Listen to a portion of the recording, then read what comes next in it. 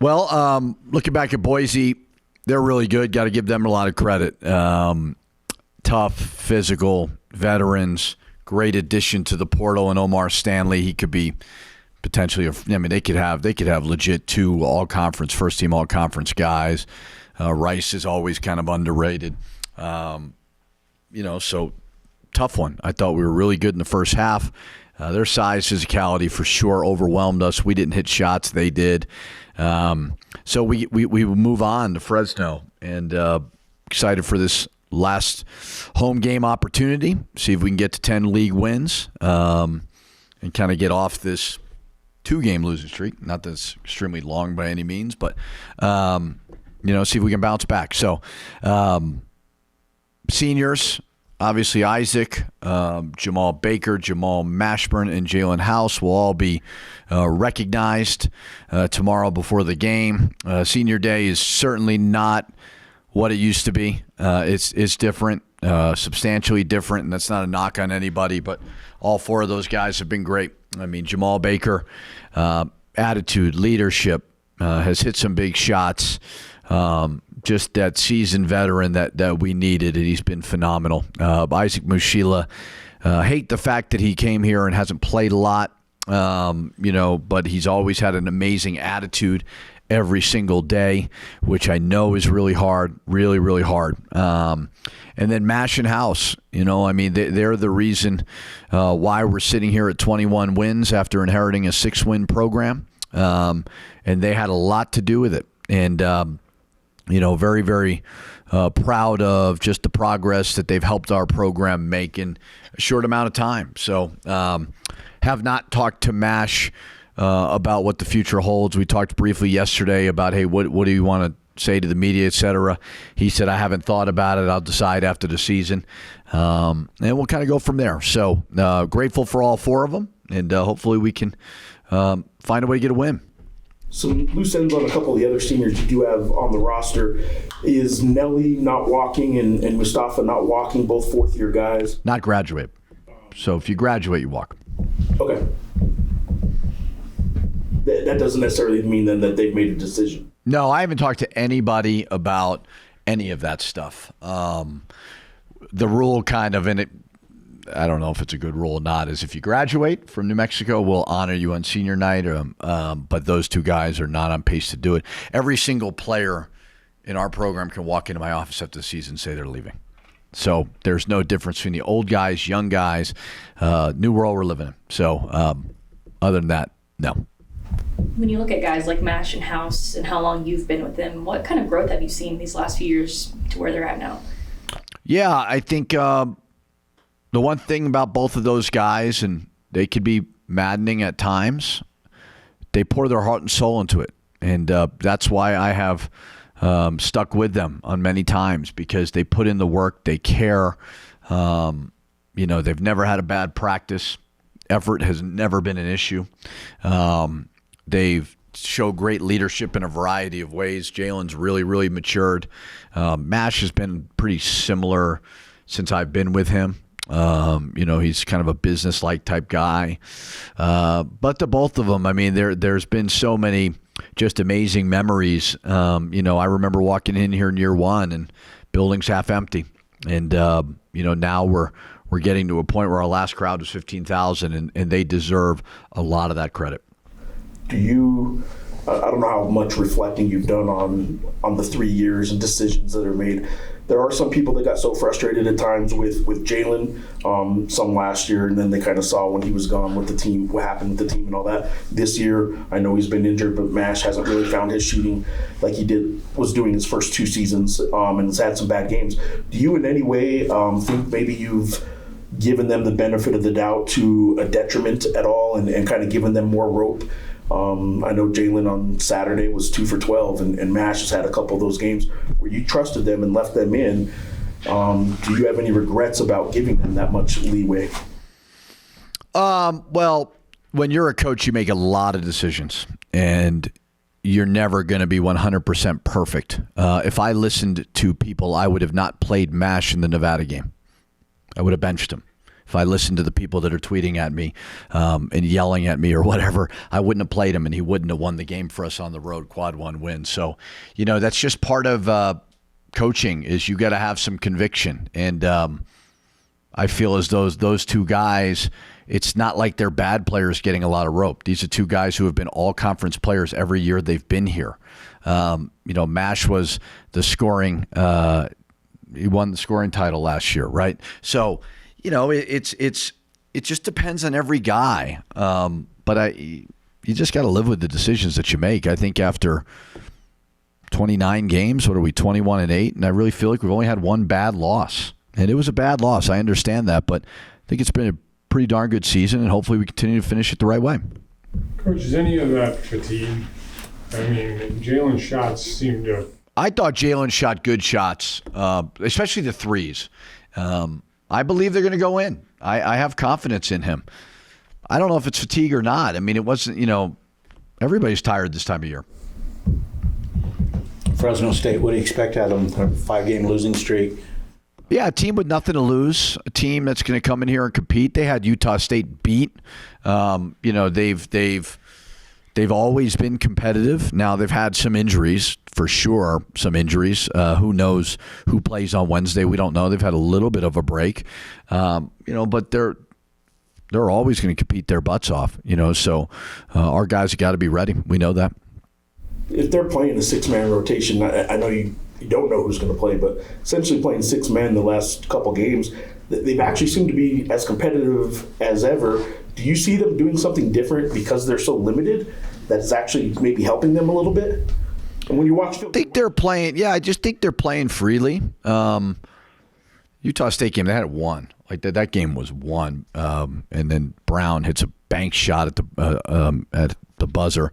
And they're playing unique. It's almost like when you're playing a smaller lineup, that can cause issues for when you've played for 2 months against bigger guys. It's almost like these non-conference games you play where you got to adjust a little bit. So they've still got good talent. Obviously, some, Eduardo and Yap and Boachi. I mean, these guys are good players who are not playing. So I don't know if they'll play tomorrow. But, yeah, they're just playing freely with nothing to lose.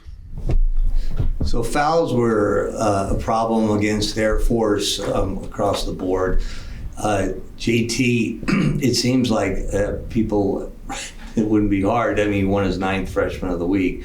Identify what an important part of the team is. Is it harder to teach those guys in the post not to foul and how important they are long term than it is a perimeter player? Well, I would say a lot of that has to do with the physicality of that game. Stanley and Dagenhart were extremely physical. We were trying to slap down and crowd those guys in the lane. We were a little bit too reluctant to do that in the second half. We were screaming at them to do it. It was a loud building, but we needed to protect them a little bit better. But some of that was just those two guys taking it to us. I mean, they're strong, they're physical, they're not shooting a lot of jump shots. They're ripping it by you, attacking the rim. So you just got to collectively and individually do a little bit better job. Well, that's kind of what I mean, is like it's one of the hardest things to do, it would seem, especially he's 1 year removed from high school, and he's got guys sometimes 4 years older, pump faking, pivoting, all that kind of stuff. So like they weren't bad fouls or anything. It just shows how difficult it is. Yeah, it's the toughest this league's ever been, right, in the history of the league. And there's been some transfer additions that have been great. And I think Omar Stanley may be the best one in the league, and he's physical and he's tough. And I thought JT did a good job on him. I thought he was right there and competitive, but Stanley's a really good player.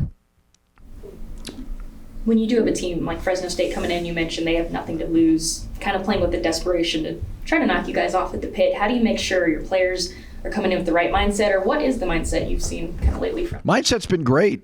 It's been great. We had a bad loss at a bad time.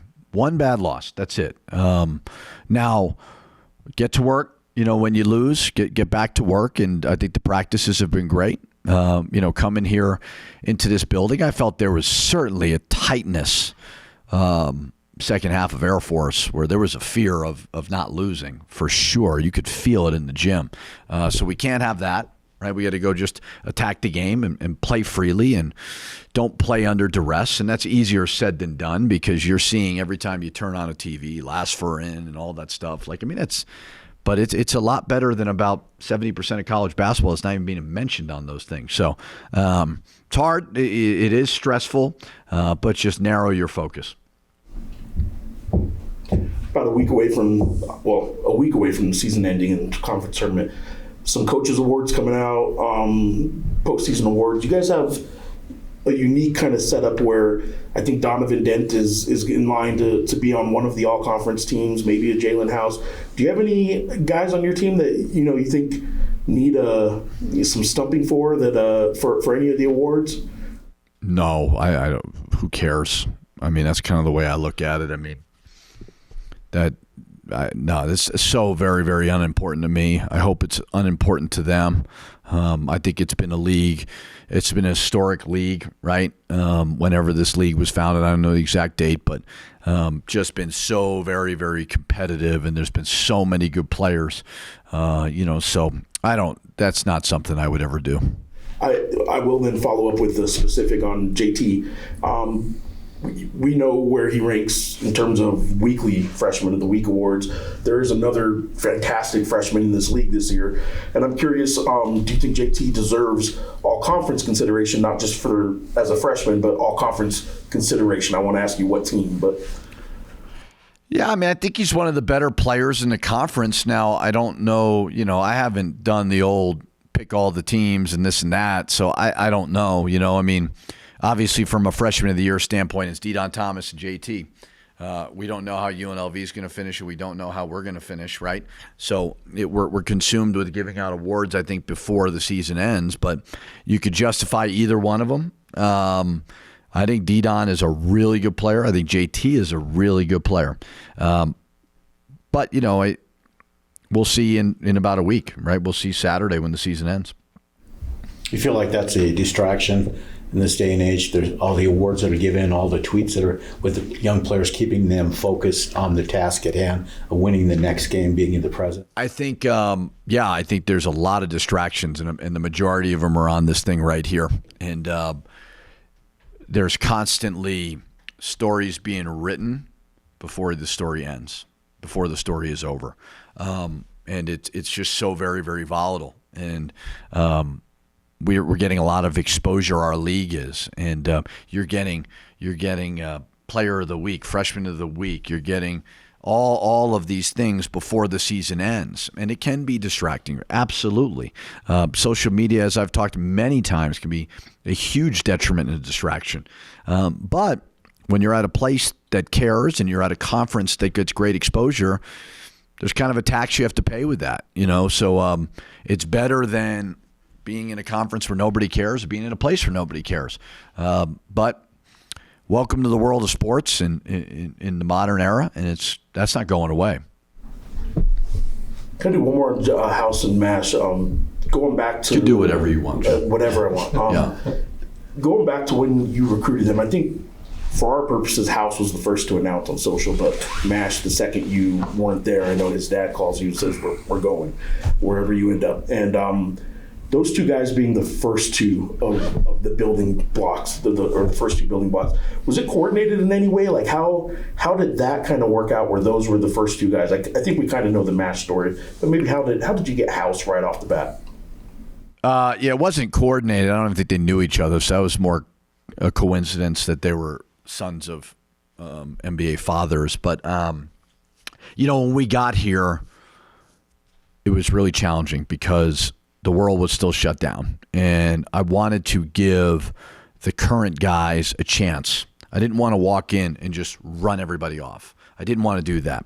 I didn't think that was necessary. I wanted to be able to work these guys out. So whenever I got the job around April, whatever it was, I really took the month of April, did individual instruction with them, got to know these guys, to see who was a fit, to see who's going to class, to see who's showing up at study hall on time. Was it a talent deal? Was it a culture deal? I wanted to be able to give them the benefit of the doubt to see what I have. Because you don't want to go into a situation and just watch the film and say, oh, he stinks. He's no, like, no, I wanted to be able to see what I had. And then when I evaluated it, I thought, okay, certainly we need to go get some guards. We needed to get everything, but Jalen was a guy. We wanted to recruit Arizona hard. We thought it was natural. And, he was at Arizona State and had moments of really more defensive moments that were amazing. And I remember the comment that Bobby Hurley said to me. He said he could change the game defensively. He can. And I just thought it would be a good counter to Mash, who was maybe a little bit more offensive-minded at times. And, again, although people may be frustrated right now, if you take a step back, we're sitting at 21 wins. We're top 30 in the net. We had, 22 last year, have been ranked both years. Like, there's so many positives that Mash and House brought to the table. The two of them, too, in just 3 years are going to be top 15 scoring. Mash is top 10, and career leaders in steals for stuff like that. Like, it's not like they haven't accomplished on the court stuff either. I mean, they've had pretty decorated careers in just 3 seasons. They have, yeah. Yeah, I think they've, as I said before, I trust them. I believe in them. They work their butts off. They have never had a bad practice. It's never been an issue of effort. And they've poured their heart and soul into this program and got the train back on the tracks. Who knows how this season's going to end? But as I said before, there are not a lot of programs who are in our position right now. Would we like to be a little bit better? Of course we would. We Air Force, that was a bad loss. But there's a lot of teams that have had bad losses. Maybe it was earlier in the year and you forget about it. I remember Kentucky, not to bring up, I remember they lost a bye game. It was UNC Wilmington because I was watching KJ. So, everybody kind of goes through that. But I think overall, those guys have helped turn the program in a very positive way, and hopefully we can finish strong and see where this thing takes us.